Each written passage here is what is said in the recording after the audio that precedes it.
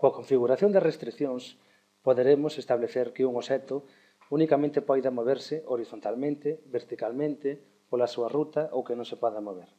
Isto ímola ver cos seguintes exemplos.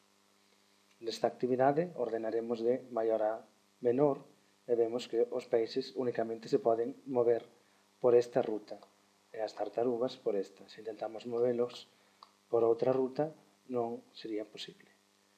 Para conseguir isto vamos a diseñalo, seleccionamos o peixe e vamos ás accións, ás propiedades e en restriccións temos as diferentes opcións. Vamos a bloquear isto. Pode moverse. Vemos que está configurado pola súa ruta. Se seleccionamos horizontalmente e probamos, vemos que este peixe únicamente se pode mover horizontalmente. Se o definimos verticalmente, será o mesmo, pero únicamente se pode mover de arriba a abaixo. E se o diseñamos que non se poida mover,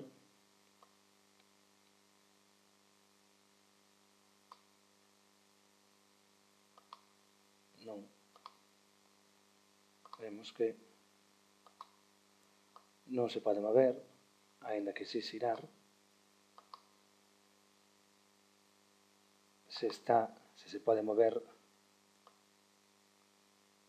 libremente, é a opción que aparece por defecto, sempre se poderá mover en calquera lugar, e se queremos que únicamente se mova por unha ruta,